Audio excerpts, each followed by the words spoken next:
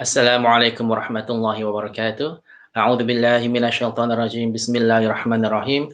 Innal hamdalillah nahmaduhu wa nasta'inuhu wa nastaghfiruh wa na'udzu billahi min syururi anfusina wa min sayyiati a'malina. May yahdihillahu fala mudhillalah wa may yudlil fala hadiyalah. Wa asyhadu an la ilaha illallah wahdahu la syarikalah wa asyhadu anna Muhammadan 'abduhu wa rasuluh. In the name of Allah, the most gracious, the most merciful, we praise Him, we seek His help, we seek His forgiveness, and we seek the protection of Allah from the evils in our hearts and from the evil things that we might be tempted to do. He whom Allah has guided, none of us can lead him astray. But he whom Allah has led astray, none of us can lead him back to the right path. I bear witness that none has the right to worship but Allah subhanahu wa ta'ala. He has no partners, and I bear witness that Muhammad sallallahu alaihi wasallam is his slave and his messenger. أعوذ بالله من الشيطان الرجيم يا أيها الذين آمنوا اتقوا الله حق تقاته ولا تموتن إلا وأنتم مسلمون يا أيها الناس اتقوا ربكم الذي خلقكم من نفس واحدة وخلق منها زوجها وبث منهما رجالا كثيرا ونساء واتقوا الله الذي تساءلون به والأرحام إن الله كان عليكم رقيبا يا أيها الذين آمنوا اتقوا الله وقولوا قولا سديدا يصلح لكم أعمالكم ويغفر لكم ذنوبكم ومن يطع الله ورسوله فقد فاز فوزا عظيما. O you truly believe of taqwa to Allah as is his due, and do not die except in the state of Islam, which is a state of complete submission and surrender to Allah subhanahu wa ta'ala. O man can have taqwa to Allah who has created you from a single soul, that is Adam, peace upon him, and from him Allah has created his wife. And from both of them, Allah has dispersed into many men and women. And have taqwa to Allah, in which by using His name, you have made many requests and demands for one another, and maintain the bonds of kinship. Indeed, Allah is ever over an observer. O you truly believe of taqwa to Allah, and speak always the truth. If you do so, Allah will direct you to do good, righteous deeds, and He will forgive you of your sins. And whosoever obey Allah and His Messenger, sallallahu alaihi wasallam, he would have achieved a great achievement, that is by admitted into paradise. أما بعد فإن أصدق الحديث كلام الله وخير الهدي هدي محمد صلى الله عليه وسلم وشر الأمور محدثاتها وكل محدثة بدعة وكل بدعة ضلالة وكل ضلالة في النار. To proceed on, the best of the speech is the speech of Allah which is in the Quran. The best guidance is the guidance of our beloved Prophet Muhammad sallallahu alaihi wasallam. The worst thing in Islam is the introductions of new elements in faith, and every newly invented matter is an innovation. Every innovation is misguidance, and every misguidance will lead us to the hellfire. As-salatu wassalamu ala khatamil anbiya wal mursalin Muhammadin sallallahu alaihi wasallam. And greetings of peace and blessings go to our beloved Prophet Muhammad sallallahu alaihi wasallam, who is the last and final of all the prophets of Allah. Alhamdulillah, we are now actually coming to one of the last days of Shawwal, and may Allah subhanahu wa ta'ala accept our deeds in this month of Shawwal. And those of you, alhamdulillah, who have completed the 6 days, alhamdulillah, may Allah reward us with the reward of fasting for the whole year. Right now, just to move forward with this, inshallah, is about the fact that, as you know, right, the best 10 days of the year is coming. Next month is the month of Zul Qa'idah, and after that is month of Zul Hijjah. Right, Zul Hijjah, we have to prepare ourselves, inshallah, for the best 10 days of the year, in which the first 10 days of Zul Hijjah, any deeds that we do is more beloved to Allah than even jihad, in the authentic hadith, unless the person who did the jihad would lose the life and lose the money and the wealth, right? So do prepare. Allah is so merciful, Lord, that we are given these 10 beautiful long days, right? And as you know, subhanallah, we are in summer, right? We are almost at the peak of summer right now, in which the days are longer in those who are in UK and in the northern hemisphere, right? So do as many good deeds as possible.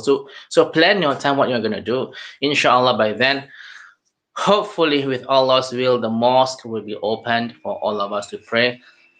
Not just praying in individually, but praying congregations, a proper prayer, shoulder to shoulder congregations. And we hope that Allah will allow you and I to pray in the mosque during that time, right?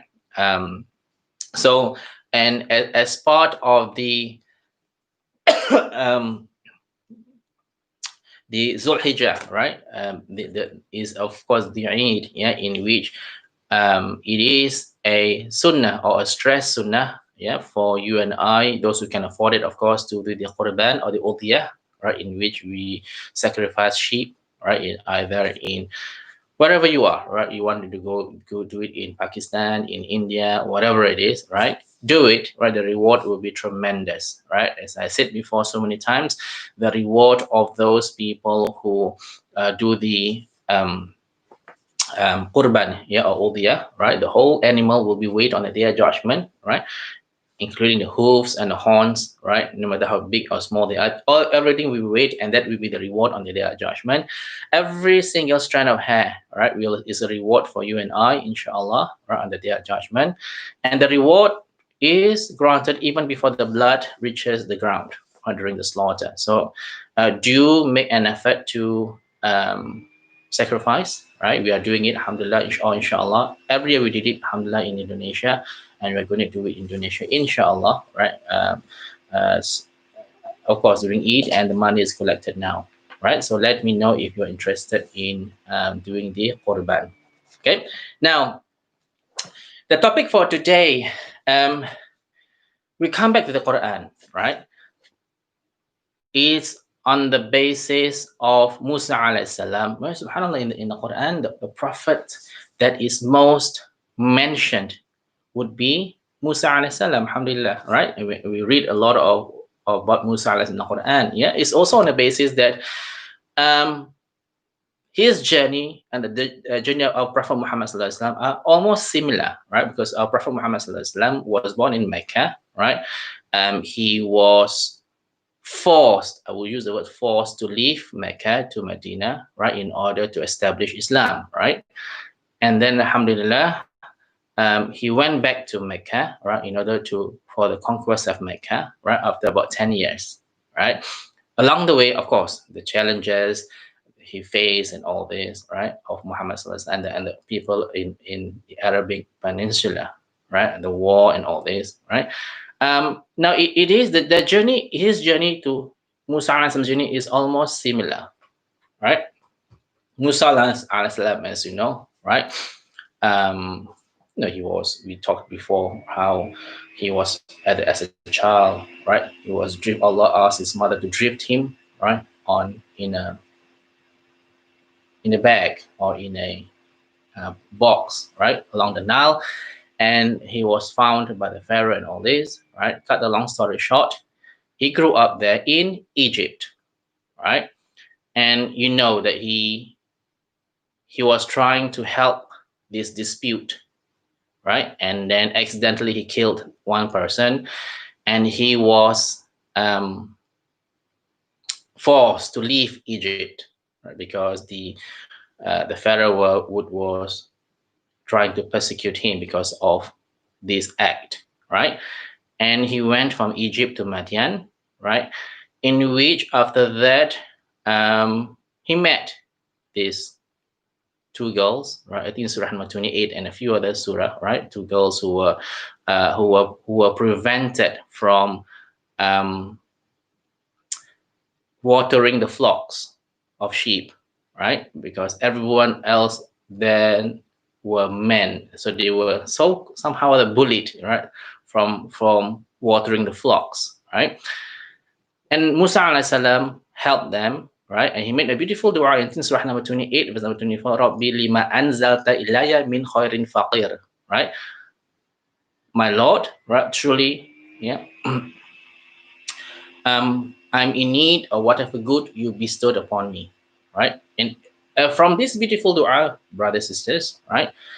And we should learn, of course, right, from this beautiful dua, Rabbi lima anzalta ilayya min khairin faqir, in Surah number 28, verse number 24, right? Allah granted many things, right? Because remember, he was like a migrant, right? He knew nobody there, and on that basis, Allah took care of him, right? And also he was helping these two girls. He got accommodation, right? He got a wife, right? And he got a job, right? He was a shepherd then for 10 years at least, because he made an agreement with the father-in-law, right? Stay with them, right? Because the father-in-law was very old. That's why the two girls were the one who tended to the flocks in those days, right? Before he came, Musa alayhi salam, right? So he married, right? And he stayed there for about 10 years as agreed, right? and then he was on the way back to Egypt, where perhaps no reason was given in the Quran. Perhaps he wanted to meet his mother, who was kind to him. We do not know, right? But he was on the way to Egypt with his wife, right? And if you read the Tafsir Ibn Kathir, he got lost, right? He was lost, and of course, everything, brothers and sisters, we know that whatever happened to us is Allah's qadar. We do not know at that point of time something perhaps great might be happen to us. We just need to be patient whenever things happen to us, and we just need to ask Allah and trust Allah, right? And be patient and ask Allah for help, and make dua constantly if all these things happen to us, right? In terms of Allah's test and the trials that we receive all the time, right? So in this case, Musa alayhi salam was lost, right, with his wife, right, and the family, right, and it was very cold and bitter, right? It was very cold and bitter. It was even snowy, according to the narrations in Ibn Kathir. So he stopped, because lost means lost, isn't it? There's no point carry on, and you become worse. You become even more lost, right? He stopped, right, in the journey, and then it was cold, right? As I said, it was the middle of the night, right, and he was trying to light this fire, right? He couldn't light the fire at all. There's no sparks at all. It was so cold, right? Welcome, salam wa barakatuh. And on that basis, right, he couldn't light the fire. He was looking around, and he saw this light, meaning there's a fire somewhere, right? And that was how the story continued, right? In which unexpectedly, of course, right, that he was about to be chosen as the prophet of Allah, right? So he went, right? He went to see. Well, there's a fire there near the mountain. Yeah, the fire, the light. Perhaps we're gonna go read the surah, inshallah. Surah number 28, verse number 9 to 16 first, right? And then perhaps he told the wife, right? Well, whether, because he couldn't light, right? Because it's very cold, right? He was knowing, subhanAllah, can you imagine you and I in this, living in London, right? We need the heater and all this. Of course, they need this fire to keep them warm, right? Perhaps he could get fire to get to warm them up, or he could get directions, yeah, because that's why from the words in the Quran where he said that he may be able to get guidance. Now this is quite important, right? Because he was telling the wife, well, perhaps he could get something to guide them lost. And subhanAllah, Allah grant him not just guidance in this world, but guidance in the hereafter. And that is more important than being lost in this world, right? Being lost in this world, subhanAllah, inshallah, you can trust Allah, you can always find your way out. But if you are lost in this world, in the sense that it couldn't get you into a good place in the hereafter, is completely, right, devastating for any one of us. Okay, so this was how the story went, right? We talked before it about, when we talk about Khadijah radhiallahu anha, right, how the first revelation came, right? The lessons a bit to be learned, right? How Khadijah was very supportive, and Muhammad sallallahu alaihi wasallam was receiving in the cave, right? Hira cave, we call it, right, in Jabal Nur, yeah, the mountain of light. In the first revelation came, and we talked about what lessons were to be learned, right? For example, in the first 5 verses of this surah, right, that it was about seeking knowledge, wasn't it? To iqra, read, seek knowledge, right? Because if you don't seek knowledge, if you don't read, you would not know anything, right, about the guidance that Allah has given us, right? Allah promised us guidance, right? And therefore we should seek this guidance, right? So similarly as this one, right? So lessons are learned, right? And we need really to, you and I, to explore, right? What lessons can we learn from this? So let's look in surah number 20, yeah, in verse number 9 to 16. أعوذ بالله من الشيطان الرجيم بسم الله الرحمن الرحيم وهل أتاك حديث موسى إذ رأى نارا فقال لأهلهم كثوا إني آنست نارا لعلي آتيكم منها بقبس أو أجد على النار هدى فلما أتاها نودي يا موسى إني أنا ربك فاخلع نعليك إنك بالوادي المقدس طوى وأنا اخترتك فاستمع لما يوحى إنني أنا الله لا إله إلا أنا فاعبدني وأقم الصلاة لذكري إن الساعة آتية أكاد أخفيها لتجزى كل نفس بما تسعى فلا يصدنك عنها من لا يؤمن بها واتبع هواه فتردى. Right, we stop here first in Surah number 20 in verses 9 to 16. Right, so I gave you the scenario, right? How it all started. Musa alayhi salam. For those who just came, right? Assalamualaikum warahmatullahi wabarakatuh. How he settled in Madian. Right now, he was on the way back after 10 years living with his family. Right, fulfilling the agreement he made with the father-in-law. Right, and he's on the way back to Egypt, and he was lost. He was cold. Couldn't get a fire started. And he saw the light, and there we are reciting this verse, right? And has there come to you the story of Musa? When he saw a fire, he said to his family, wait, verily I have seen a fire. Perhaps I can bring you some burning brand therefrom, or find some guidance at the fire. So the scholars did say, right, when Musa alayhi salam said perhaps he's going to get some guidance, that means he was lost, right? And when he came to it, that means the fire, he was called by the name, O Musa, verily I am your Lord. So take off your shoes, you are in the sacred valley Tua, and I have chosen you, so listen to that which is inspired to you. Verily, I am Allah. So Allah introduced himself, right, as the one whom we should worship, Allah, right? La ilaha illa ant, none has the right to be worshipped but I. So worship me and perform as-salah for my remembrance.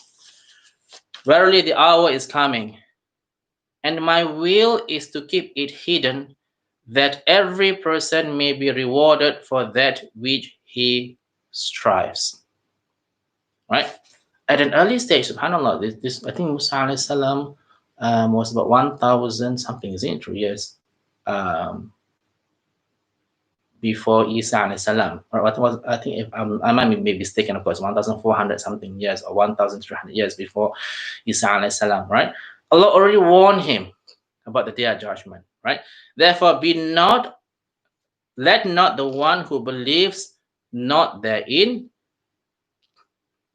right, but follows his own lust, divert you therefrom, lest you perish. So do not let those who disbelieve in the hereafter divert you from the remembrance of Allah, divert you from the remembering about the hereafter, right? Because you will perish, right? You will die. Okay, so this is quite important for all of us to understand first, right? The context of it, right? Of course, there was no any preconceived notion that he would be, or him himself, Musa, that he was going to be chosen one by Allah, isn't it true, right? For all he knew, right, he was just going on the way to Egypt, right, and he was lost, couldn't well at the fire, and there was fire, and he saw from far there's light, and there's light. In those days, there's no electricity, isn't it true, right? Early days, light means fire, fire means warmth, right? So therefore, he wanted to get some either fire, right, to keep him and his family warm before they move on to the next destination, which will be Egypt, inshallah, or perhaps with no fire, then they could continue with their journey, right? But at least find a direction so that they are not lost. Okay. So in this simple story of the first revelation that was given to Musa alayhi salam, and how he met Allah for the first time and how Allah talked to him. And always remember, not many prophets Allah did talk to them directly. And Musa alayhi salam was one of the privileged ones, subhanAllah, that Allah talked to him directly on the earth, right? So, what lessons do we gain from this verses 9 to 16, right? First of all, guidance, right? Now, you and I know, brothers and sisters, right, that Allah has promised us guidance, right? Right at the time of Adam alayhi salam, right, when he and his wife was asked to leave Jannah, right? Allah promised that they would be given guidance. So if we look in Surah number 2, right, and we did this so many times, right? 2 verse number 39. Ya qulna ihbitu minha jami'a fa imma ya'tiyanakum minni hudan faman tabi'a hudaya fala khaufun 'alaihim wa lahum yahzanun. In Surah number 2 verse number 38, sorry. Right? Get down all of you from this place. Whenever there comes to you guidance from me, and whoever follows my guidance, there shall be no fear on them, nor shall they grieve. So Allah promised you and I guidance. And you and I know most of the time, right? We have to actively seek guidance, right? So it won't come to you on your feet, right? You need to, for example, attend. Alhamdulillah, may Allah reward all of you for attending my class, right? You make the effort. You have to spare your time, your precious time, to attend classes, right? You have to spend your precious time reading the Quran with understanding, right? Make sure you understand what it means. So it's all about effort, right? The more effort you do, inshallah, with Allah's will, right, then you get guidance. And most importantly for you and me, right, it's about our salah, isn't it true, right? And the more we pray, the more we understand the meaning, the more we feel attached to Allah, and then the more Allah will guide us. Because in the crux of the prayer is about ihdina siratal mustaqim, wasn't it true? And we discussed many times in the last few lessons, right? Asking Allah for guidance, right? So what kind of guidance are we looking for, right? In a straight path leading to Jannah, right? Ihdina siratal mustaqim. Guide us to the straight way. And Allah explained again, what is the straight way? Right? Siratal ladina an'amta alayhim. Again, in Surah number 4 verse number 69, right? Allah explained who are we referring to? Who is on the straight path in which we wanted to follow, right? These are the path of the prophets, the Siddiqun, right? The truthful ones. Number 3, the path of the martyrs. And number 1, of the righteous ones, the Salihin, right? Not anyone whose name is Ahmad, Aisha, Khadija, Amina, Ali, and all this, that has all these Muslim names but are not on a straight path. So it is not, because some people, when asked which straight path are we talking about, and it's always the path of the Muslims. Not necessary, right? People can call themselves Muslims, 1.7 or 1.8 billion Muslims, but not every Muslim is on a straight path, isn't it true? And Allah specifically referred, right, to this surah, to this verse in Surah number 4, verse number 69, and even the tafsir, which we got no time to go through today, right, explains very clearly about how this verse was revealed, right? So Allah was explaining very clearly, right? If you want this straight path, then these are the only people whom you should follow. The prophets, of course, obviously, right? The truthful ones. Truthful ones means these are the ones, whatever things Allah said in the Quran, you follow. Sami'na wa ta'na, right? You don't, I'll think about it. Then I analyze it. I mean, this is from Allah. It's our guidance, the Quran. What is there to think about it, right? So, in fact, if Allah said, "Do not eat pork," I do not need to um, find out the scientific evidence. Oh, I need to find out first why pork is so bad.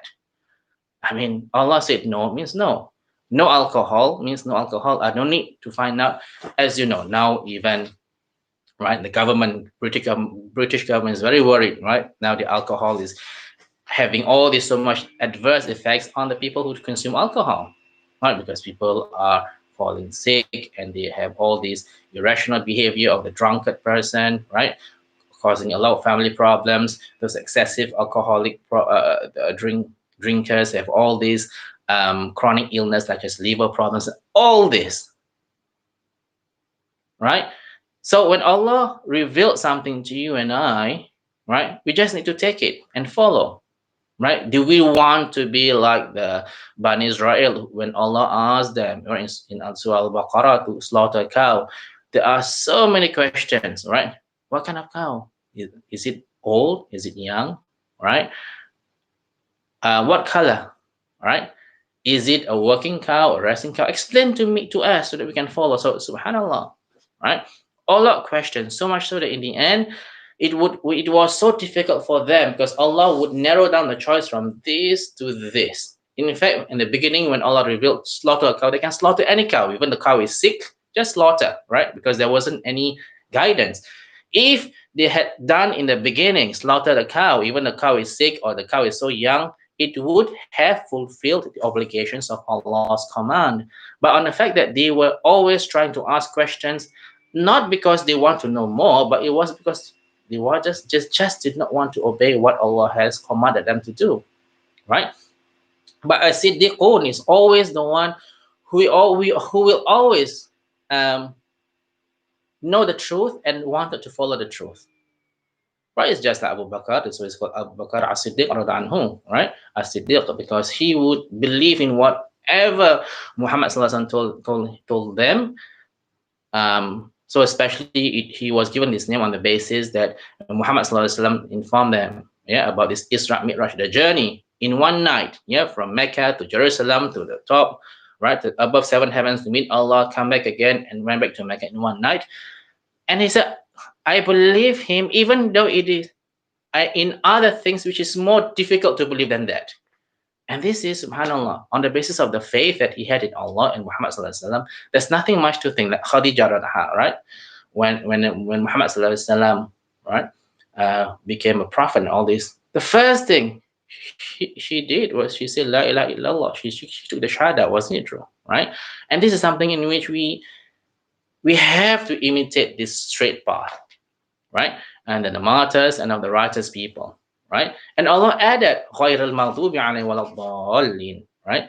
Not the part that has earned your anger, like the children of Israel, the Jews, right? Always changing things, always trying to procrastinate, always trying to disobey Allah. Not the part of those whom Allah has led them astray, right? Like those of the Christians, right? That they were worshipping Isa alayhi salam, right? Even though in the Injil, right, Isa alayhi salam stressed, right, that he is a messenger of Allah, right? But they changed, right? Throughout the years, they become the New Testament, becomes the Trinity, and all this, right? So, but we do not want this path. We only want that straight path, right? So the first lesson, brothers, as in Musa alayhi salam, right? He was lost. He couldn't even light a fire.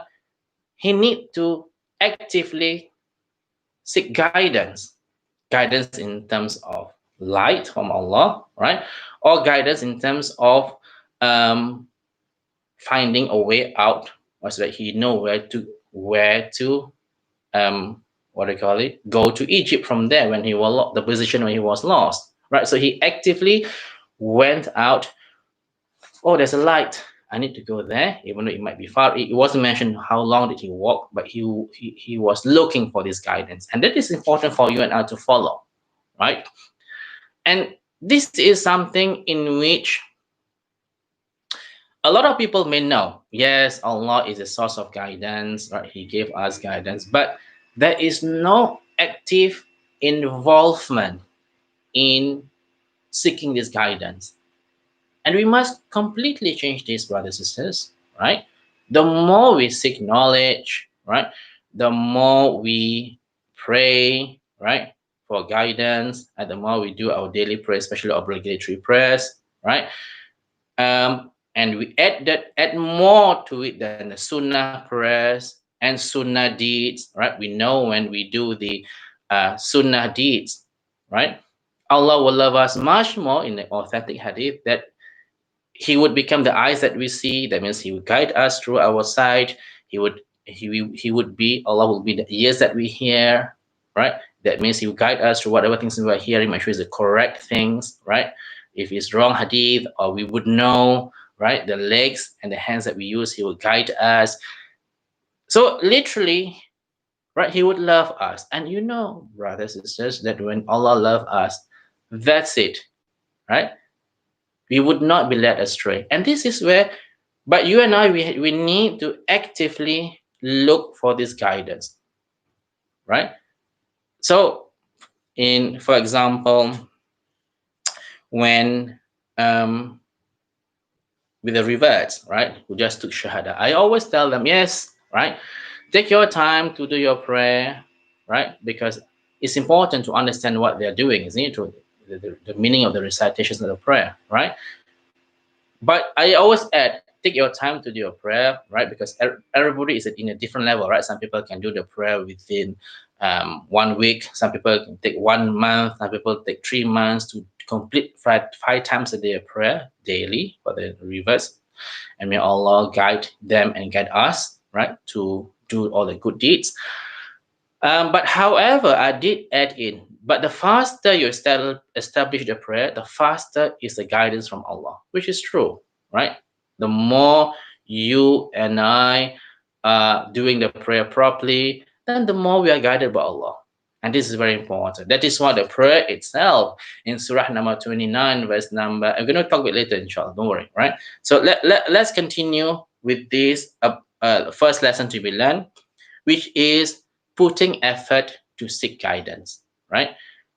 So, um, so this is the one in which we and you and I we need to actively look for, right? And sadly, and I say sadly in the sense that, well, it depends on some people, isn't it true? Some people use it. Okay, sadly, I'm talking about social media, right? Social media can be both positive and negative, right? Positive in the sense that there's quite a lot of knowledge coming in, a lot coming in, right? In your Instagram, and it depends on who is are your friends in your Facebook or in your WhatsApp or in your what they call it, Instagram, and all this intro. Depends on whom you choose to be friends to.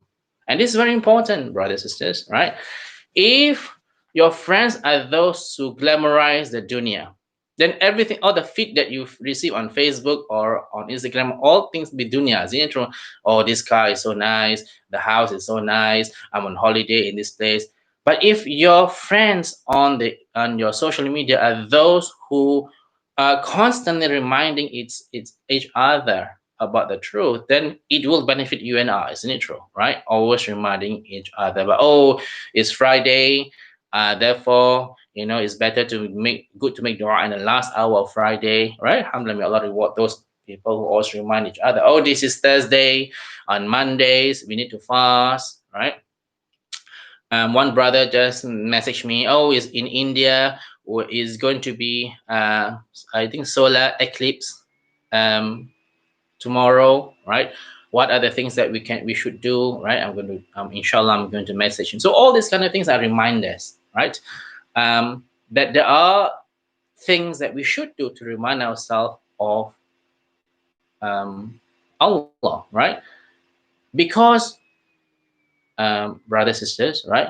If you get the wrong friends, let's talk about eclipse, right? So social eclipse, social solar eclipse, right? if you get friends who are not practicing, even though they are Muslims, right? Then they would be the one who, oh, so like eclipse, then they clap, they clap their hands, gather everybody together with their glasses, look at eclipse, clap their hands. I mean, is this how we are supposed to view the eclipse of the sun or the moon? That's not supposed to be the way, was it? In fact, Muhammad Sallallahu Alaihi Wasallam, when he knew there's eclipse, he'd be very scared.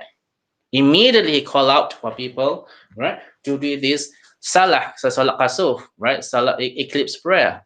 And after that, they will do the khutbah to remind each other, because eclipse is one of the signs of their judgment, isn't it true? How can you clap when the day of judgment is coming? It doesn't make sense at all. And this is the people who, I think was it 1 or 2 years ago, it was a huge one in America. I know people travel to America to view this, right? Once in a lifetime opportunity to see this solar eclipse, and people were gathering in this big place, and the sun came, oh, the clap. Completely jahil ways of looking at things, right? But when you seek guidance actively, and you know that the eclipse is a sign of the day of judgment, perhaps, right, the day of judgment is very near. We do not know. We should be fearful also, like eclipse, rather than celebrating it, right? Even though scientifically we know about the position of the sun, moon, and our Earth, right? This is how the solar eclipse and lunar eclipse is a position, right? But if you read Surah Qiyamah, right, it mentions specifically about the eclipse of the moon, and the sun and the moon are getting together and all this. And this is true guidance from the Quran. So when you see the eclipse on his coming, you should be more fearful than in a celebrating mood, right? So do choose your companions wisely, because if you choose the wrong companions, then you will be misled by these people, and you only have to blame yourself. So, brothers, sisters, you and I, we have the free will. We have the free will to seek guidance, right? To choose our friends. Nobody forcing me to make friends with Kim Kardashian and all these influences on this. I choose to whom I will be friending to, isn't it true?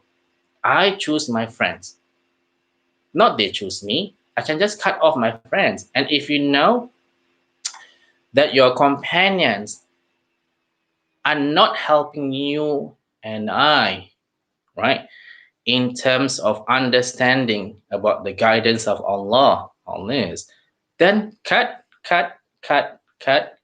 off this, so you are able to focus on the purpose of life. And that's very important, right? On the day, we're going to talk later regarding the friends that we choose, right? I'm going to elaborate a bit later, inshallah. Right? So do be careful in this. And the first lesson to learn from this, but Musa alayhi salam, would be that we have to put effort to seek guidance. No effort in general, no guidance. Okay? So the more you and I are praying at night prayer, the night prayer, subhanallah, is one of the best prayers, right, for you and I to get Allah's guidance. Isn't it true? Allah did say in the authentic hadith, when Allah is at the lowest level, right? Heavens or skies are 7 levels. Allah is now, as we know it, above the 7 levels on his throne, isn't it? On his arsh, right? Istawa, right? He's there, right? And the last third of the night, he would descend to the lowest heaven, listening to you and I, looking out for who would be the one who wake up for the tahajjud prayer. And we should make this effort instead of, I know summer is very difficult because Fajr is about 2:39, if I'm not mistaken, right? Isha is almost coming to 11, isn't it true? Right? You have a few hours. And the worst thing, right? And I know who you are, right? Some brothers, right? Busy playing games and all this. And by then, 2 o'clock, very sleepy, wake up late for Fajr and all this. Subhanallah, right? We need to really understand about this guidance. You want guidance, we need to search for it. The best guidance is in the last third of the night, in the Tarawih prayer, in the Tahajjud prayer, or the Qiyam al prayer, right? Where you stand up and Allah would say, where among my servants who want my forgiveness, I'll forgive him. Where among my servants who want me to grant anything, I'll grant him. And this occurs every night, brothers. So you and I, we have to strive. Okay, at least if you are scared to sleep at night because you, alhamdulillah, may Allah reward you, of course, because you're afraid not to wake up for Fajr prayer, then at least, okay, do whatever you want. You want to watch TV, Netflix, yes. But at least at about 2 o'clock or 1:45, start to do your tahajjud prayer, right? And this is where you seek guidance. So you and I, right, we have to continuously be actively putting in effort to look for guidance. Remember, as I said just now, it is our free will to seek guidance. If is your free will, you do not want to seek guidance, up to you, then you will be at a loss. But is with your free will, right, you are actively looking for guidance, then you will get the guidance, inshallah. Sincerely from Allah, from the heart, I want to seek guidance. And you get guidance. And anything to do with prayer, because I know people are complaining to me or just telling me I have problems with my prayers and all this, then you need to actively resolve this. It won't go away on its own. It's neutral, right? The fact, and I have to be frank, brothers and sisters, the fact that some of us are not praying properly, or not praying on time, or even not praying regularly, right? It is because Allah do not invite you to do it. Isn't it true? The fact that you're not even bothered to pray Fajr, right? Or you're not praying Isha, or whatever reasons, because you're busy in your work, you're not praying on time or not praying regularly, is because Allah is not inviting you to meet Him. As simple as that. Then you need to put in effort to ensure that Allah invites you, right? So this is where the first lesson, right? Do ensure to put in effort to seek guidance. Just like Musa alayhi salam putting effort to make sure he goes to the fire, he went to the fire and seek guidance. Okay. Number two, qadar of Allah. Right. Now, as I said, had Musa alayhi salam not get lost, right, and quickly move to Egypt without stopping, perhaps he would not be appointed by Allah to be the messenger. Isn't it true? Right? But he faced this difficulty, right? He was lost, it was cold, it was snowy, and all this. Everything has been written down by Allah. Because of this, then nearby there is this fire. Then that was where Allah invited him, and Allah spoke to him for the first time. Subhanallah, right? So this decree of Allah, brothers and sisters in Islam, whether it's good or bad, we just need to deal with it, right? Sometimes, and as we talked, as we read in Surah Al-Kahf, right, from the example of Al-Khidir, for example, right? Musa, it was still Musa alayhi salam, right? Musa alayhi salam was not patient, wasn't it true, right? Was asking Al-Khidir, why is this? Why you drill a hole? Why you kill this boy? Why do you kill this boy? Right? Such an innocent person, right? And then, we went to this village, right? Nobody want to give us food. Now you help them to build the wall. Why don't you ask them for money? So all these questions, right? Whereas Allah has decreed all this to happen, right? And you will only know when the time is right. And when the time is right, you will say, Alhamdulillah, right? Sometimes in life, brothers and sisters, we are in a hurry to do things or to achieve things, when actually if we were to achieve things at that fast pace, it would not be good for our hereafter. Isn't it true? Right? And as I said before, right, I may have mentioned to you, right, I think surah number 2, I think it's verse number 216, right? Even though this verse, right, is concerning jihad, right, but it can apply to us, right, where Allah said, right, وَعَسَىٰ أَن تَكْرَهُوا شَيْئًا وَهُوَ خَيْرٌ لَكُمْ وَعَسَىٰ أَن تُحِبُّوا شَيْئًا وَهُوَ syarrul lakum. Wallahu ya'lamu wa antum la ta'lamun. Right? It may be that a thing you dislike is a thing which is good for you, and a thing which you like is a thing which is bad for you. Allah knows, but you do not know. Perhaps if I were to get this amazing job, right, it might be bad for my deen. And therefore, if you get rejected from this interview, don't get disappointed, right? Because risk doesn't come from this job. Our money doesn't come from this job. It does come from Allah. That's what we talked about before, right? On these few days, especially. Focus on Tawheed, Tawheed, Tawheed. If you know Tawheed, you know everything, isn't it true? All right? Because this job is not going to want to give you money, it's Allah, right? When we don't get the things that we want, perhaps, well, for our own good. Perhaps if we fail this exam, right? Yes, we try. But you must try hard, isn't it true? You cannot just discard of Allah. Actually, you don't study, you fail this exam. Then you have to blame yourself, of course. But if you studied hard and you failed, yes, of course, it's bad for you, but you have done your best. Perhaps as Allah's wisdom, that perhaps you will retake again, and the next year you'll be much better. And that 1 year is not a waste, because in that 1 year you may pursue this knowledge about the deen and all this. Anything can happen, brothers. Right? I remember, and honestly, I'm telling you, right? When I finished law school, I was a dentist, and I went to law school, and I thought, oh, it's so easy to get a job, right? I wanted to go to this law which involves medical negligence. Of course, I did not know anything about medical negligence, because well, I had a medical background. I wanted to be a medical negligence solicitor or lawyer, right? I did my tahajjud, I did my fasting, I did everything, and I was quite honestly, I was quite confident in an arrogant manner, in a sense, right? Well, I did this, and I was a dentist, I had a medical background. Who wouldn't want to employ me, right? And then interviews after interviews after interviews, nothing at all. And my heart was like at breaking point. It's a huge test for me, right? No jobs, right?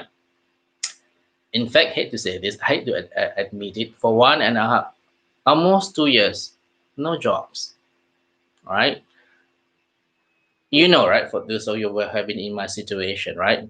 Very low confidence, affect your, affect your iman and all this, of course, right? But then 2 things happen, right? Firstly, then I discovered, if I were to be able to get into medical negligence, right, I have to be involved in riba or interest, which I didn't know, right? Because medical negligence means that there's a claim against the hospital for things that have happened in the hospital. And because of that, most of them, they go to court. The court would award interest and all this because of the sufferings on this. There's a lot of interest involved. And subhanAllah, then I realized that subhanAllah, Allah has actually prevented me from this riba, which then I didn't know, of course. Then I was like, tahajjud, and shaitan came to me, of course, right? So this is the first thing, Allah protecting. Secondly, that was when Steps to Allah started, right? Well, nothing to do anyway, got no jobs, right? So start to write notes, start to attend lectures. Where did I go? I went to lectures. I went to sleep in Edinburgh and all this to attend lectures, seek knowledge and all this. Started this group, Steps to Allah, with my law friends, and all this started within these 2 years of unemployment. So technically, I was poor in terms of monetary, of course, right? But inshallah, in terms of the deen, in terms of the hereafter, I gained a lot. Because when you got nothing to do, means you got nothing to do, isn't it true, right? Rather than waste time, I'd rather do something useful for the deen, for the ummah, and for the people, inshallah, and will accept my deeds, of course, right? So all I'm trying to say, everything, brothers, sisters, it is a qadar of Allah, right? That you and I may be inflicted with things in which, on the surface, it might be bad for you, but always remember, Allah is the best of planner. In many examples in the Quran, Allah gave us examples of, for example, best of planner in the sense that which prophet, for example, Prophet Yusuf alayhi salam, right? On the surface, right, he was what? He was almost killed by the brother in the well, right? He was sold to slavery, and then um, he refused to have zina with the master's wife, right? Then he went to jail. So all these years, right, on the surface it was bad, but subhanallah, on the basis of his taqwa, his patience, and all this, Allah elevated him to even a higher level. Isn't it true, right? That he became eventually the Ministry of Finance of Egypt. Huge honor, right? But you need to trust Allah first. A lot of things involve the same things, right? Patience. Allah is the best of planner. Accept the decree of Allah, right? And um, just try and do the best as you can with the situation. Do not have any bad opinion of Allah, right? And this is very important. Positive thinking all the time. That at all times Allah knows best, and we do not know, right? So this is what happened with the qadar of Allah. Okay, that we need to understand this. So this is qadar of Allah, that Musa alayhi salam was lost, and he worst thing, right? He couldn't light the fire, he was cold. And subhanallah, right? With that and with his patience, he didn't know that um, he would be elevated to the level of prophethood. And as we know, he's one of the five big messengers, isn't it? Nuh alayhi salam, Ibrahim alayhi salam, Musa alayhi salam, Isa alayhi salam, Muhammad sallallahu alayhi salam, right? These five big messengers. Okay. So if you turn to Surah number 9 in verse number 51, right, in which Allah informed us about this verse, قُلْ لَنْ يُصِيبَنَا إِلَّا مَا كَتَبَ اللَّهُ لَنَا هُوَ مَوْلَانَا وَعَلَى اللَّهِ فَلْيَتَوَكَّلِ الْمُؤْمِنُونَ. Right? Nothing shall ever happen to us except what Allah has ordained for us. He is our Mawla, He's our protector, He is our Rabb, right? He's our helper, and in Allah let the believers put their trust. And this Allah informing us, right? Whatever happened to us, know that Allah knows best, right? Even though it's so adverse to us, it's so bad, we didn't get what we want, well, just be patient, right? It's only the dunya anyway, right? Inshallah, by being patient, we get the reward of the hereafter. Right? And it's nice to know about qadar, isn't it? That to trust qadar, because when you know about qadar, then, well, I've done my best anyway. It's a qadar of Allah. I'm going to fail. I'm not going to get this job. I'm not going to get this. There's nothing much I can do, right? And it gives you and me this peace of mind. Well, everything has been written down anyway. Remember, everything has been written down right when Allah created the first creation, which was the pen, right? The pen, Allah said to the pen, write. The pen said, write what, right? And Allah answered, write whatever things that are going to happen to my creations. And everything has been written down. The pen has been lifted. The ink is dry, right? So we just have to deal with it patiently and ask Allah to give us patience, of course, right? And ask Allah to give us this thing called tawakkul, right? To trust Allah in whatever things that's happening to us, right? Ibn Abbas reported, I was riding behind the Messenger of Allah sallallahu when he said to me, young man, right? I will teach you some words. Be mindful of Allah and He will protect you. Be mindful of Allah and you will find Him before you. If you ask from Allah. If you seek help from Allah. Know that if the nations gather together to benefit you, they will not benefit you unless Allah has decreed it for you. And if the nations gather together to harm you, they will not harm you unless Allah has decreed it for you. The pens has been lifted, the ink has dried, the pages have dried. From At-Tirmidhi, right? So again, we are encouraged to have taqwa to Allah, right? Despite adverse circumstances, and Allah will help us. And of course, the most famous verse, and for me, when you read this, and I'm sure it's for you, brothers and sisters, when you read this verse, this next verse which we're going to go through, right? It is a source of comfort for you and I, right?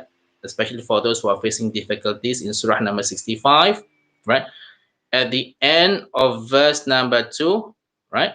And the whole verse of number 3. Yeah, وَمَن يَتَّقِ اللَّهَ يَجْعَل لَّهُ مَخْرَجًا. Right? If you have taqwa to Allah, right? He will make a way for him to get out from every difficulty. Yep. And this is important, but you must have taqwa first. Right? You must completely obey Allah if you love Allah and prevent yourself from disobeying Him. Right? And in the next verse, right? وَيَرْزُقْهُ مِنْ حَيْثُ لَا يَحْتَسِبُ وَمَنْ يَتَوَكَّلْ عَلَى اللَّهِ فَهُوَ حَسْبُهُ. Right? إِنَّ اللَّهَ بَالِغُ أَمْرِهِ قَدْ جَعَلَ اللَّهُ لِكُلِّ شَيْءٍ قَدْرًا. Right? And He will provide him, that means Allah will provide him from sources he could never imagine. And whosoever puts his trust in Allah, then He, that means Allah, will suffice him. Verily Allah will accomplish His purpose. Indeed, Allah has set a measure for all things. Right? So this is it. Put your trust in Allah. And of course, we were taught about this verse, for example, Hasbunallah wa ni'mal wakil in Surah number 3, verse number 173. Hasbunallah wa ni'mal wakil. Allah alone is sufficient for me. Yeah, He is the best disposer of our affairs. Right? And this is important. Yeah, to just rely on Allah completely. Right, in order for all of us to be to get this patience, to be able to continue with our lives. Right, with taqwa. Right, so this is the second thing that we learn. Right, qadar of Allah has been written down. Right, everything, inshallah, yeah, will work for the better if you are patient and accept whatever decisions that come our way. Of course, you need to put in the effort. For example, I cannot just say, oh, I've been diagnosed with cancer. That's it, it's qadar of Allah. That's it. You don't do anything about it. You need to do something about it, of course, right? Go to the doctor, make sure whether it's stage 1, stage 2, stage 3, stage 4, right? Then we need to put in effort again, right, to ensure that this cancer is controlled or removed. Even if it's not controlled, it's qadar of Allah in stage 4, then you just need to accept it and ask Allah to give you a good end, this husnul khatimah, the good end. There's nothing much we can do. Okay. Now, the next one, yeah, Allah's light as a guidance. That Musa alayhi salam informed his wife, yeah, that he saw a light, right, from the fire, and he would either bring the light, because as I said just now, everywhere was very cold, it was snowing, right? He would bring the fire to keep them warm, or the light, or he would get whoever is it there, right, would tell them where to go so that they would continue their journey to Egypt. Guidance or warmth, right? So subhanallah, right? And this is where Musa was trying to find guidance in this world. But Allah gave him a better guidance, which is for the hereafter. And what better guidance is it for the hereafter? Isn't it true? Right? And everything is from Allah. So the light is taken as Allah's guidance. Right? And I said just now, we need to seek this guidance actively. Right? But when guidance comes, brothers and sisters, we need to hold fast to it. Because if we don't pursue it and we don't act upon it, then with Allah's will, we may be misguided again, right? If we turn to Surah number 10, right, in verse number 108, right, where Allah informed us about this guidance, right? So this is something in which you and I, after we find this guidance, right, and that's why the word is called istiqamah. Istiqamah means to be steadfast, yeah, with what we have, right? Remember that worshiping Allah doesn't only end in Ramadan, right? It doesn't only end when we doesn't only end when we do the Umrah or Hajj, right? But it must be until our last breath. right? As in Surah number 15, verse number 99, Allah said in the rough translation, worship Allah until death, right? Until we breathe our last breath, that we need to continue to seek guidance. We need to ask Allah to guide us and for us to worship Allah, right? So in Surah number 10, verse number 108, Allah said, قل يا أيها الناس قد جاءكم الحق من ربكم فمن اهتدى فإنما يهتدي لنفسه ومن ضل فإنما يضل عليها وما أنا عليكم بوكيل. Right? Say, O you mankind, now the truth has come to you from your Lord, which is Quran, Muhammad sallallahu alaihi wasallam, right? Has come to you from your Lord.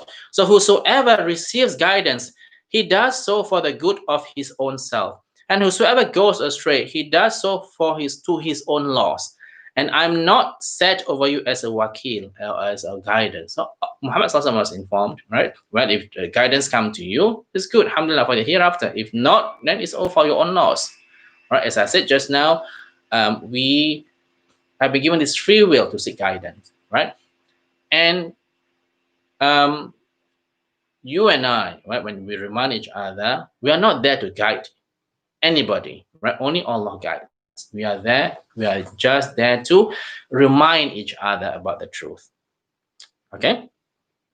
So what guidance has come to you and me, brothers and sisters, right? The Quran, right? Hudal lil muttaqin, right? It is guidance for those with taqwa. And of course, we're given the best Prophet Muhammad sallallahu alaihi wasallam to show us the right way, right? Now, so this is it. This is the third lesson, right? That Allah's light would be His guidance, right?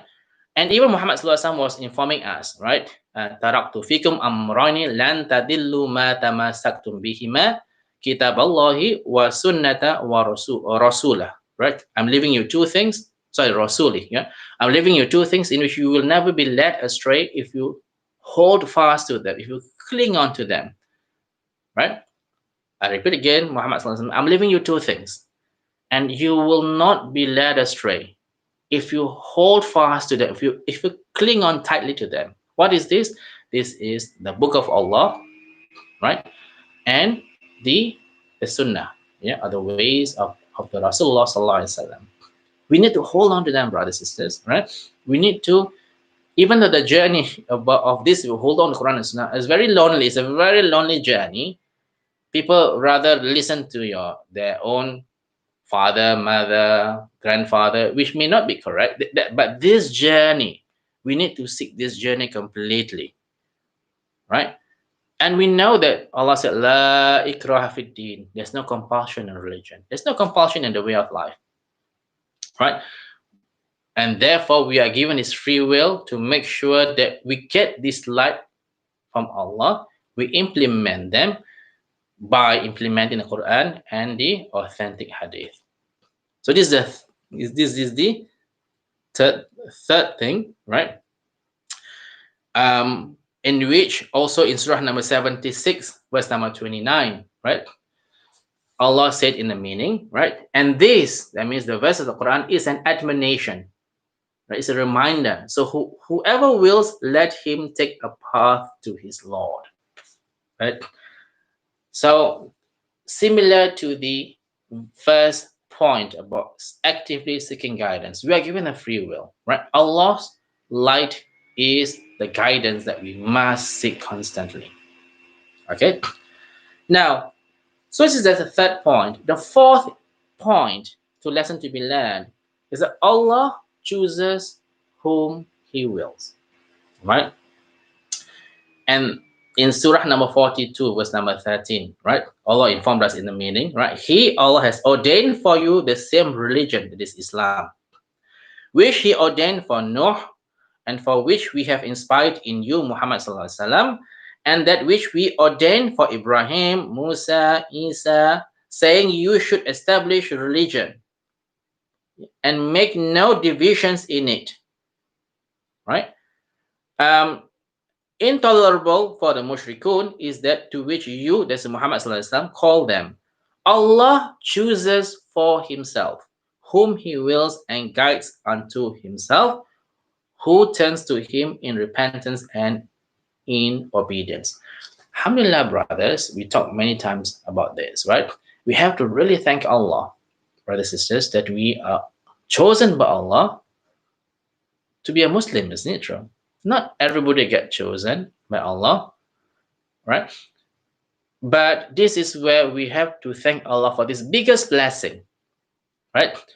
And the next blessing that we're given, alhamdulillah, is that we're given time to prepare to face Allah, right? And this is where we truly need to thank Allah. But Allah did say, Surah number 14, verse number 34, right? وَآتَاكُم مِّن كُلِّ مَا سَأَلْتُمُوهُ وَإِن تَعُدُّوا نِعْمَةَ اللَّهِ لَا تُحْصُوهَا إِنَّ الْإِنسَانَ لَظَلُومٌ كَفَّارٌ, right?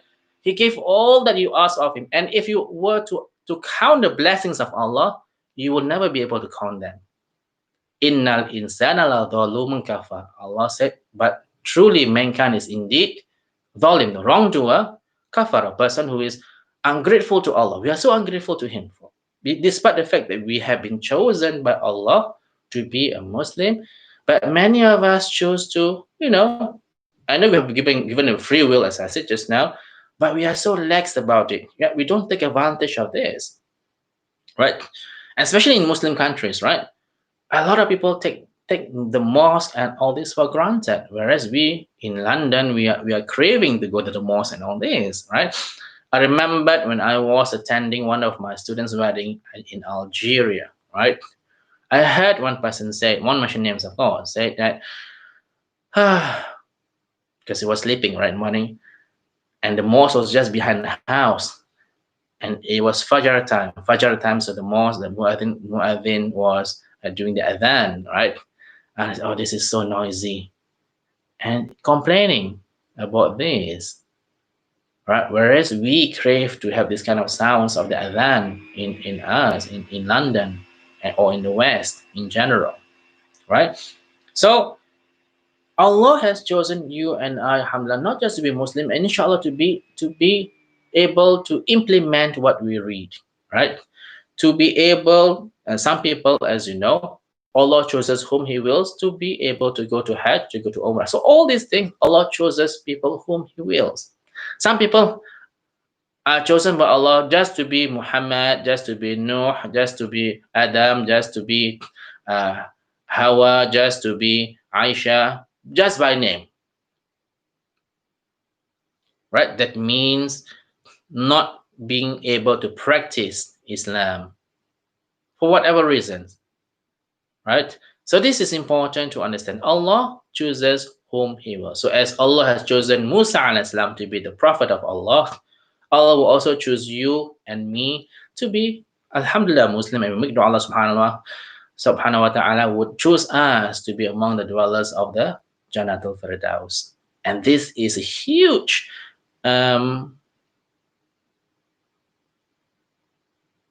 reward for you and I.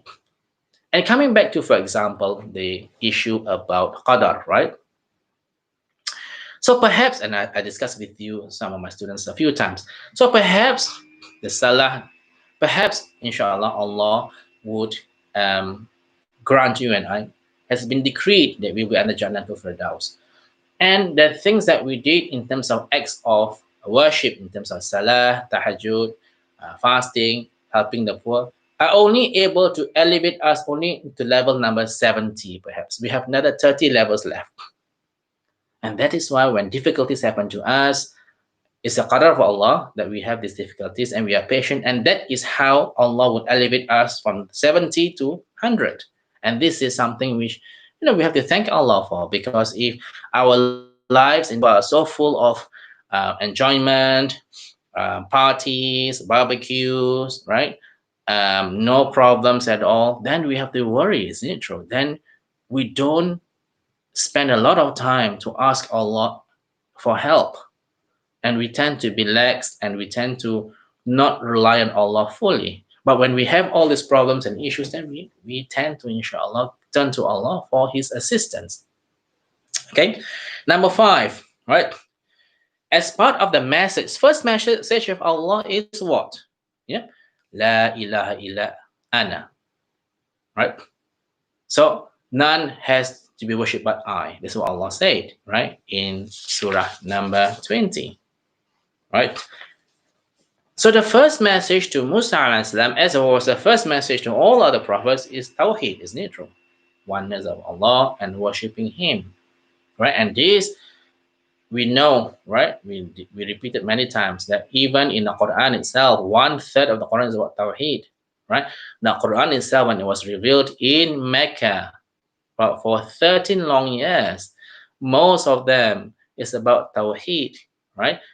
And as I said in these few days in relation to Tawheed, if you know Tawheed, you know everything in Islam, right? Then you do not have to worry whether should I take this job, right? This job is giving me so much money, but I can't do my prayers properly. You know what to do, right? If you're in a difficult situations and all this, right? You will know what to do because of Tawheed, right? So this is important, right? That Allah informed you and I about this message. The first message of Allah to Musa is about Tawheed, right? And you and I know, right, the purpose of life. وَمَا خَلَقْتُ الْجِنَّ وَالْإِنسَ إِلَّا لِيَعْبُدُونَ. Allah said, I do not create jinn and mankind except that they should worship me alone. Right? Surah number 51, verse number 56. And something in which you and I, we have to try and put this as our priority in life, right? So when you do things in life, right, especially with social media, right, we have to always think, does this contribute to my purpose in life? Does watching Netflix movies of 6 hours on a weekend, does this contribute to my worshiping in Allah? And we must always actively ask ourselves this. If it does not contribute to our purpose of life, then we should minimize it. I wouldn't say stop because it's not haram, of course, to watch movies and all this, right? But minimize it. We are humans anyway, right? Minimize it. If you're now football is starting, is into the Premier League, right? If you're among those who watch football all the time, right? Then you should. There's nothing wrong, of course, for me personally, right? But minimize it. I mean, for me, rather than watch the whole match, I rather watch the highlight of the day on BBC One. I think on Saturday, isn't it true, right? So do things to minimize wasting time, especially with the social media and all this, as I said, right? A lot of feeds are coming in terms of people advertising about themselves, about the dunya, about this are coming in, and subhanallah, people are just looking at it, and sometimes 1 hour pass by just like that. People who are into games, you know yourself, right? 2-3 hours very fast, just like that. You always tell them, oh, don't worry, one more game. One more game becomes 5 more games, and this stretch your time and waste a lot of time. Okay, so this is important to understand what is the purpose of it. In Surah number 23, verse 115 to 116, 23, in the meaning, 23, 115 to 116. Did you think that we had created you in play without any purpose, and that you would not be brought back to us? So exalted be Allah, the true King, La ilaha illahu, none has right to worship but He, the Lord of the supreme throne. Right? So always come back to the purpose of life. If we find that we are doing things that, this wastes a lot of time, ask yourself, is this actually contributing to the purpose of life? Shops are open, right? Westfield and all this. If you spend your time 3 hours shopping, is this actually the purpose of life? There's nothing wrong with shopping, of course, right? I go shopping in Westfield, but you shouldn't spend about 3-4 hours there, isn't it true? So this is important, yeah. This point about Allah's first message to Musa alayhi salam, right? About Tawheed. The next one, his message is about the prayer, right? In that surah number 20, right? After Allah said, La ilaha illa ana fa'bud, yeah, and perform salah for my remembrance, right? So whether it is Musa alayhi salam or to Muhammad sallallahu alaihi wasallam, the message is similar, isn't it true? About salah. You and I know, right, that Salah will be the first question by Allah to us on the day of judgment. And if this in Hadith from Tirmidhi, right, if they are in order, he will have prospered and successful. If they are lacking, he will have failed and lost, right? And the Hadith continue. Even Subhanallah, Allah is so merciful. Even if the Salah is, I'm thinking about obligatory prayer, it's not perfect, missing some prayers. Allah is so merciful that He would ask about what about the voluntary prayers, and if there are voluntary prayers that has been done, Allah will patch up the missing obligatory prayers with the voluntary prayers, and this shows Allah's mercy, right? So a man asked Prophet Muhammad sallallahu alaihi wasallam, right, about the most virtuous deed. Prophet Muhammad sallallahu alaihi wasallam answered is the salah. 3 times he's answered. Then on the 4th time he answered, there is jihad in the way of Allah. Okay. So this is important for you and I to understand. This hadith was from Ahmad, and Al-Hibban is authentic, inshallah. Okay, and we know about the salah, right? A few days ago, even today with the sisters, and last week we talked about major minor sins, right? And this verse I've always brought up in my classes, right? Inna salata tanha anil fahsha'i wal munkar. Surah number 29, verse number 45. The salah will prevent al-fahsha and al-munkar. Fahsha means immoralities, al-munkar means anything that causes you and I to disobey Allah. The salah would actually correct this. So don't you and I, we want to do our salah well in order to prevent ourselves from disobeying Allah. Okay? Now, number 7, right? Next lesson to be learned. The day of judgment is coming, right? And this at that early stage, as I said, I think Musa alayhi salam came at the, I think 1,300 years, if I'm not mistaken, before Isa alayhi salam, right, was born.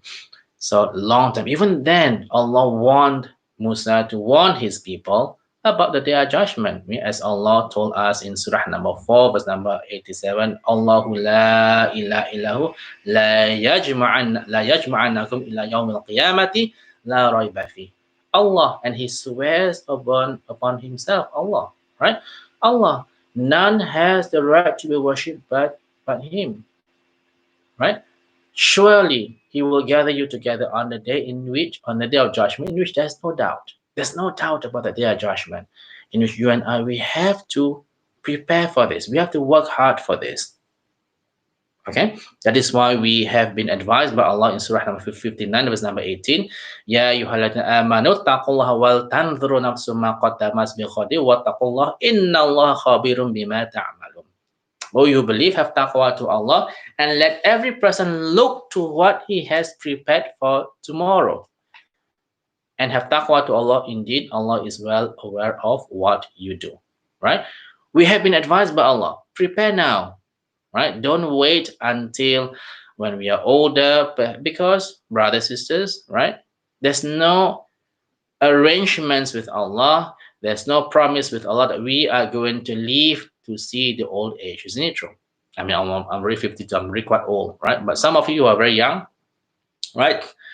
There's no guarantee, right? That is why visit the graves often. When you visit the graves often, you will see, right? You will see how you and I would be after we die, right? 6 feet under the ground. There's no air condition. There's nothing at all. There's no luxuries, no car, nothing at all. No social media, right? All down there. And no matter how much people love us, nobody want to accompany us down there when we are buried, right? So this is important for all of us to be aware of the day of judgment. That's why in the last part, in verse number 16, right? Yeah, Allah informed us in Surah number 20, right? The Musa alayhi salam in verse number 16, right? Allah warned us, right? Or warned him, yeah, and of course warned us.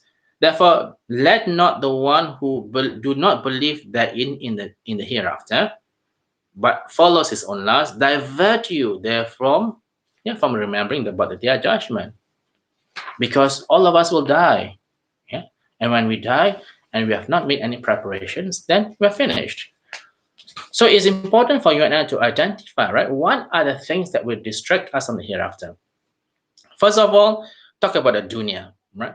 The attractions of the dunya. The dunya would be the one who will distract you and I from the hereafter because we're so busy to chase money, we're so busy to buy a house, so busy to buy a car, so busy to own a nice clothes, so busy to have a nice, a nice place for holidays, right? And all this, right? They will distract you and I from the hereafter or from the preparations, right? Even Muhammad SAW was mentioning to us about this wahan, the love of the dunya and the fear of death. He's scared that we will be attracted by the dunya, right? Number two, shaitan, of course. Allah said very clearly in the Quran, Ya ayyuhallazina amanu udkhulu fi silmi kafa wa la tattabi'u khutuwati syaitan innahu lakum aduwwum mubin. Surah number 2, verse number 208. Oh, you believe, enter perfectly in Islam and do not be distracted or do not follow the footsteps of shaitan. Verily, shaitan is to you a plain enemy. Do not follow the footsteps of shaitan.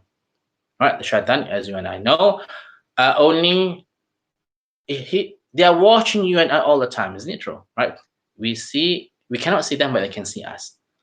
And constantly they are trying to remind us or to tell us, you and I, to disobey Allah, to forget about the hereafter, to concentrate on the life of this world. Okay, shaitan. Number 3, as I said just now, wasting time. Right, watching too much TV, shopping too much, social media too much, watching games too much, playing games too much. So all this, right, wasting time. Number 4, lack of knowledge. We seem to think that, well, Allah is Ar-Rahman Ar-Rahim. He will forgive us. Subhanallah, brothers, if you don't put in effort, and we know Allah is Al-Adl, He's the just, how can He would treat somebody who really focus on the deen, take care of the prayers on time, take care of look after the parents very well, right? Children overall, spend time educating them Islamically, feeding the poor. How can Allah treat these people same as a person who almost never pray at all? Allah is the just, of course. We will be rewarded according to our efforts. Okay. The next one is, of course, lack of guidance for whatever reasons, yeah, and especially for those who did not seek guidance, then you don't get guidance. As simple as that. If you don't pray, right, how can you get guidance from Allah? Then this will, of course, affect your preparations, right? Number 6, what distracts us from preparations is our wrong companions. We said just now, right? In Surah number 43, in verse number 67, and we mentioned this in my class a few times, yeah. Al-akhillau yawma idhim ba'duhum li ba'd aduwwun illal muttaqin, right?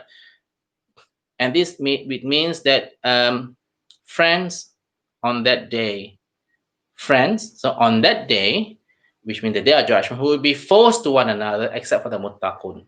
And we know from the tafsir about this surah in surah number 43, verse number 67. On the day of judgment, brothers and sisters, right? When we are shown, inshallah, the windows of Jannah, right? Then we will cry, right?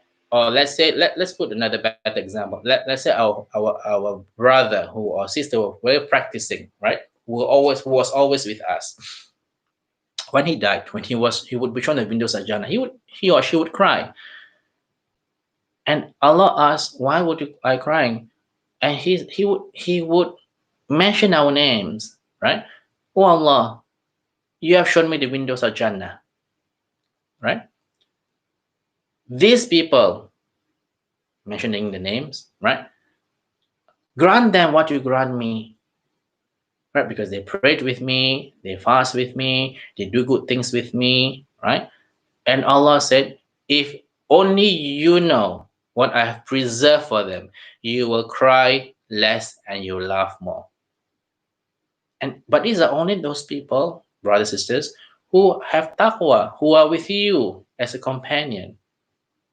Right? So it is very important for us to have these friends. Whereas a person who, on the opposite side of the scale, a person who did all the bad deeds with you and all this, when they die, and Allah showed them the windows of hellfire, they say, oh Allah, these people, right? Mentioning the names of the association in this world. These people, they did this with me. They asked me to do this. Yeah, they're in the same boat as me. Oh Allah, grant them what you grant me.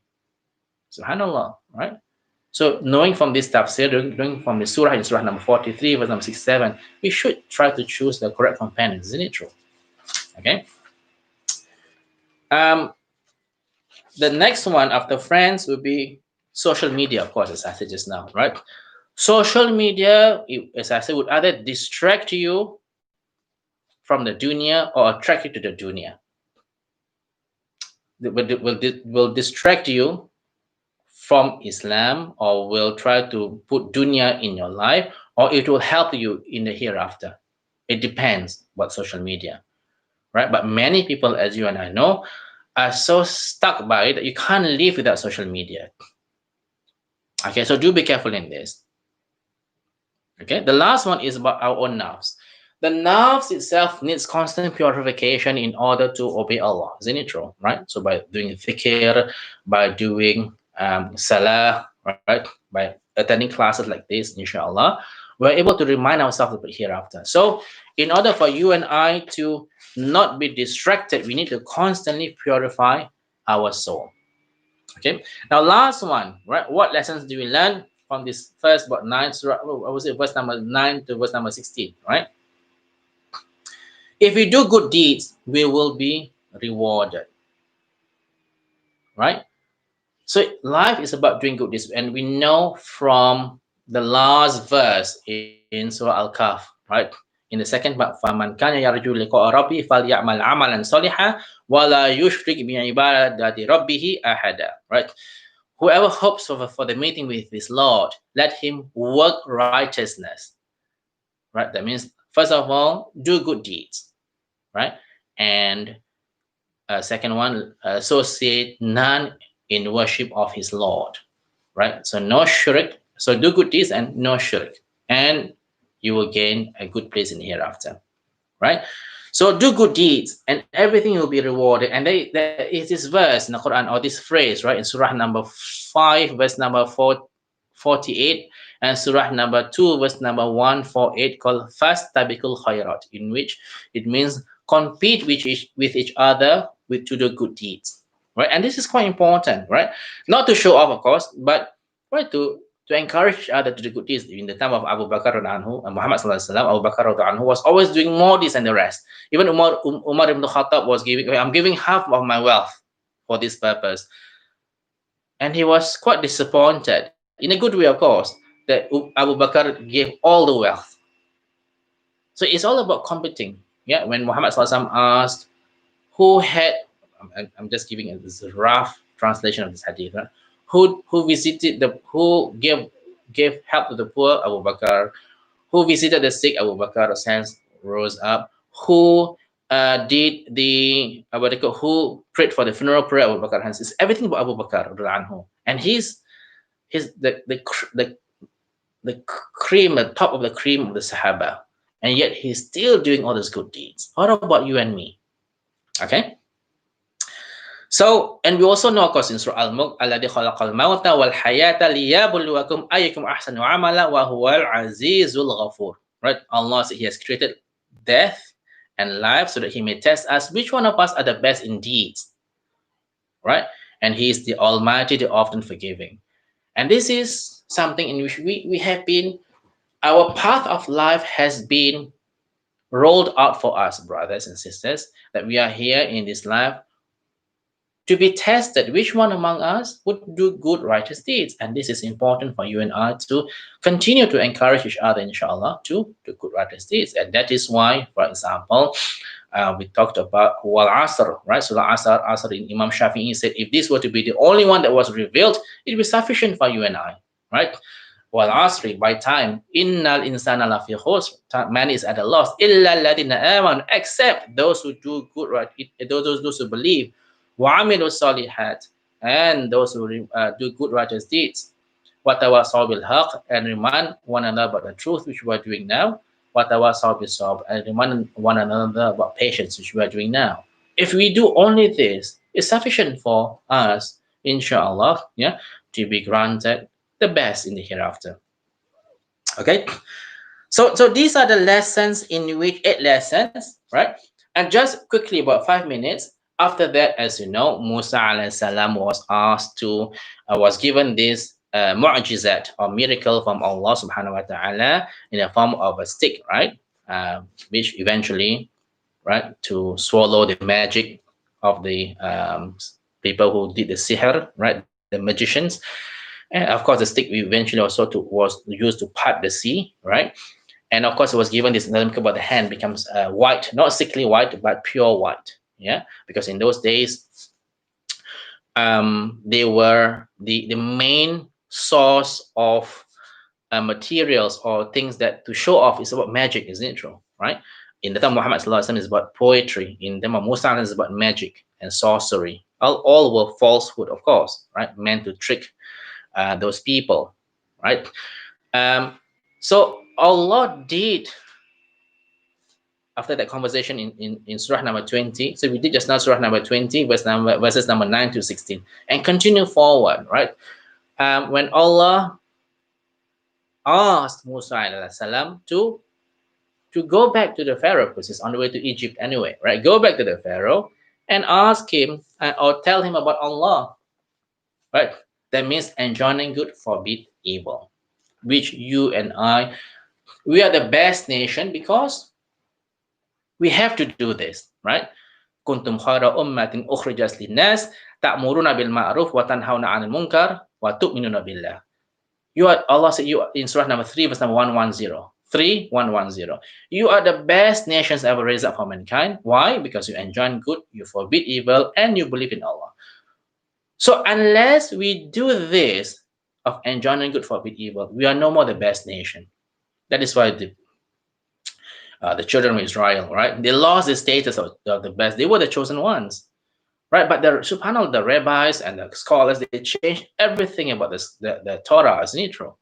And nobody is reminding them, and they don't remind each other about the truth, right? And we have to do this. That's why we talk about just now in Surah Al-Asr. You are not at a loss if you do this. Remind another about the truth and the patience, right? And Allah also said, if you want to be successful, that means want to be in Jannah, then enjoin good, forbid evil. Remind another about the truth, right? وَلْتَكُنْ مِنْكُمْ أُمَّةٌ يَدْعُونَ إِلَى الْخَيْرِ وَيَأْمُرُونَ بِالْمَعْرُوفِ وَيَنْهَوْنَ عَنِ الْمُنْكَرِ وَيَنْهَرْنَ عَنِ الْمُنْكَرِ وَأُولَٰئِكَ هُمُ الْمُفْلِحُونَ. In Surah number 3, verse number 104, right? And let there be among you a group of people inviting to all that is good, enjoining what is right, forbidding what is evil, and it is they who are the successful ones, right? So as Allah has ordered Musa alayhi salam to enjoin good, forbid evil to the Pharaoh, huge job, very difficult job, as you know, right? Allah also encouraged you and I to do this. There are no more prophets now. It's up to you and I to remind each other. And Allah always assists people, right? So in order to do this, as I said just now, Allah gave Musa the stick and the hand, right? From a mu'jizat, a miracle, right? To assist him to enjoin good, forbid evil. So at the same time that when we do this, we have to trust Allah, right? That Allah will help us to give da'wah to the people. We have to trust Allah that Allah will ease our task, right? Remember in another hadith, if we help others in this world, Allah will assist us in our path in the hereafter. Brothers and sisters, the hereafter is 50,000 years long, from the trumpet blowing to the decision time whether we are going to enter Jannah or hellfire. Huge, a long time that we have to spend waiting and not sure where our final destination is. And this is where we are given time in this world to do good deeds, to remind one another about the truth, to do da'wah, right? And we have to trust Allah that Allah will give us this opportunity to continue with our mission, inshallah, right? Alhamdulillah, I mean, for me personally, as I told you perhaps a few weeks ago, this, you and me now in in YouTube or in Skype classes, it's not me, right? I'm quite low profile. I like to teach one by one, or I like to teach in a group and all this. But with COVID-19, I have no choice, right? If I want to continue with my lessons, and I have to do this, and reluctantly should ask Sister Lisa regarding this. I was very reluctant to do this. That means I'm quite shy actually, right? But I have no choice. If I want to please Allah, if I want to enter Jannah, if I want to be the best people, I need to continue with this, isn't it true? And this is how we move forward, and we trust Allah. Alhamdulillah, so far nothing major has happened yet, right?